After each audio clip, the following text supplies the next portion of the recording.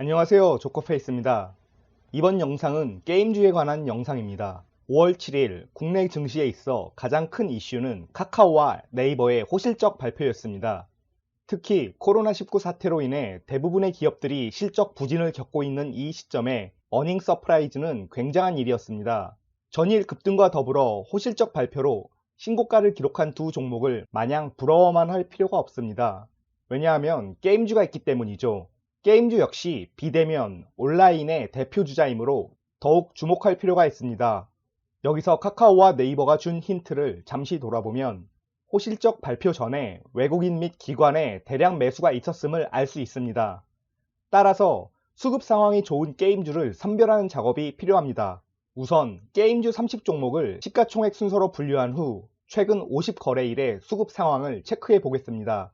시가총액이 가장 높은 NC소프트의 경우에는 이 기간 동안 외국인과 기관이 합쳐서 1424억 순매도하였으며 두 번째로 시총이 높은 넷마블은 1075억가량 순매수하였습니다.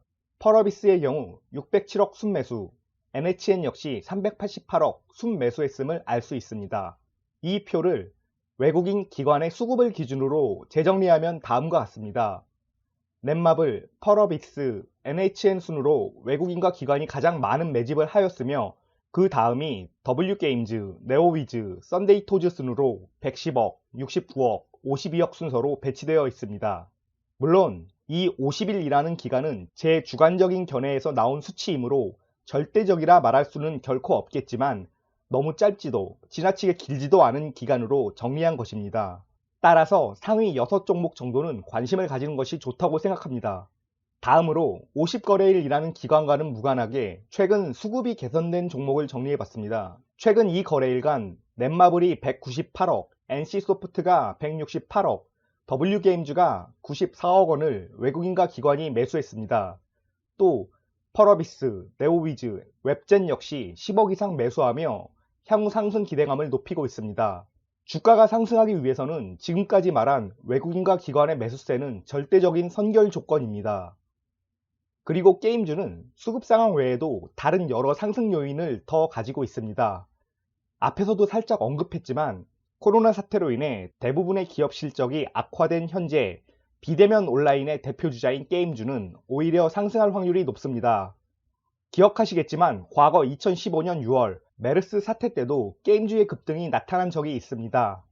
역사는 반복되기 마련입니다. 계약이 미뤄지고 사회적 거리두기가 활성화되었던 지난 1분기에 수혜를 입은 몇 안 되는 업종 중에 하나가 바로 게임 업종임은 두말할 필요가 없습니다. 초중고등학생들이 계약이 연기되었을 때 집에서 공부할 확률보다는 PC방에서 게임할 그리고 더욱 중요한 것은 5월 7일 정부가 게임 산업을 키우기 위한 계획도 논의했습니다. 정세균 국무총리가 국정현안점검조정회의를 열고 게임산업진흥 종합계획을 논의했습니다. 정 총리는 이날 게임 산업이 대표적인 고성장, 일자리 중심의 수출 산업이라면서 게임 산업을 육성하기 위한 종합대책을 마련했다고 밝혔습니다. 정 총리는 우선 게임 컨텐츠의 신고와 심의 절차를 대폭 줄여 규제를 완화하고 중소게임 기업을 위한 맞춤형 지원 체계를 구축해 창업에서 해외 진출까지의 단계별 지원을 강화하겠다고 밝혔습니다. 또한 인공지능이나 가상현실과 같은 4차 산업혁명 기술과 게임을 결합할 수 있도록 민간 부문과 함께 연구개발 투자를 늘리겠다고 덧붙였습니다. 이것은 호랑이에게 날개를 달아준 격으로 정부 정책까지 호의적인 지금이 게임주 투자 적기라고 판단됩니다. 정책 변화로 인한 호재는 그 파급력을 측정하기가 어렵습니다. 또한 앞선 영상에서도 말씀드렸다시피 현 장세가 코스닥 장세라는 상황도 게임주의 상승에 힘을 보탤 수 있을 것입니다. 이상으로 게임주에 대해서 간략하게 알아봤는데요. 이 영상이 도움이 되셨다면 구독과 좋아요 부탁드립니다. 여러분의 계좌가 빨간불로 가득하기를 기원하겠습니다. 감사합니다.